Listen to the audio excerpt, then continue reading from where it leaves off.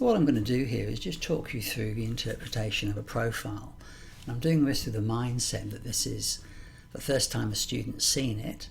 We've got under 10 minutes and they're in year 10 thinking about subject options and what we do when we leave school. I'd always start with the aptitudes page, and first thing I notice here is that the bulk of the scores are in the 90% plus area, so a really smart student. Also quite balanced. The implication of that is high spatial and mechanical is that they're quite practically oriented.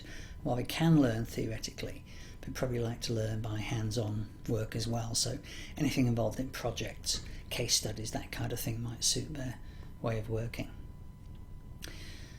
The key thing really with this page is that low verbal. Where's that come from? Is it because they are English as a second language and haven't told us? Is it because they took a while to settle into the testing and just didn't do particularly well in one of the two verbal reasoning tests? Or is it a true reflection of who they are and that they really have never focused too much on the nuance in vocabulary and how words categorise, and they learn far better from numbers and pictures and shapes and trial and error than they do from traditional book teaching? We don't know, could of course ask them, but the profile of the moment is a very strong technical commercial profile, which is practical. So it's leading very much towards the areas down here, particularly around engineering and electronics and civil engineering, mechanical engineering, a whole range of things like that. Looking at the interests, we have the reason why perhaps they didn't do well in the verbal, just not interested in communicating with people by writing or speaking. Might say a lot about how they learn and the subjects they relate to, the teachers they relate to. The strong interest in IT and numbers and technology, transport, all kind of sit together in a pattern. And it's not surprising that interest in things is high, but interest in people is low. It tends to be one or the other for a lot of students. And you can go into the detail behind this. This is clickable. I think technology is the biggest area, so if I click on there, you can see that, mechanical, energy, power.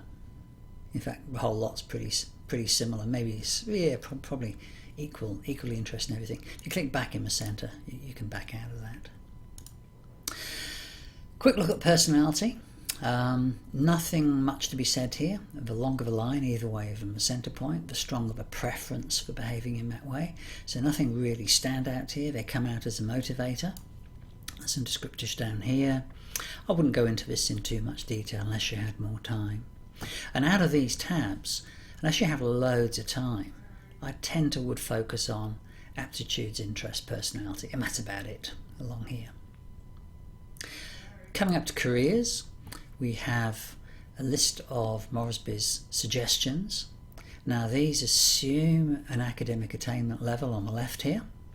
You can play with that, so you wouldn't really in this case, but if you said, well, okay, you don't want to do a degree and you want to leave school earlier, you could drop the qualification level and you'd end up getting a whole different sets of careers depending on the level of academic attainment a person's looking for. Just pop that up to where it started. Feel free to change these. Aptitude tests are not a great predictor of academic attainment, so if a student's coming out as VCAL but they're motivated and they're intending to do VC, just change it. The other thing you can do here is clearly click on the careers, find out a little bit more about them, look at the career routes, what's typical, the freeways or the motorways, the big lines, the pathways of the smaller ones. This would be the route to being a civil engineer, but some people would go off and do a master's. Related careers and resources which are all clickable, and you can favour them if you wish. If you're sitting with a student and they say, yeah, I like the sound of that, always favourite it. It's kind of a record of what's gone on in the interview. The other big thing that you do, maybe not with this student because it all seems very clear, is that you might say, well, if we focus on your aptitudes, how do the career suggestions change? Only 2 new ones pop in. Take that off and focus on the interests. Only 3 pop in. So what we're seeing here is a lot of similarity between what focusing on interests and focus on aptitude suggest. So with this student, things seem to be in alignment, and there's no real, I guess, need to spend too much time talking to them about specific careers if they're in year 10. And the big thing is going to be making sure they do the subjects, which keep these options open to them. I think we all know what they are. They're going to be at the top of the list here. And they can click on and find out what they're about. You can give messages to the students here. If they want to do something that's not offered by the school, they might put it in here, and it's searchable. It would appear in the list for them. But this student probably is going to be these three.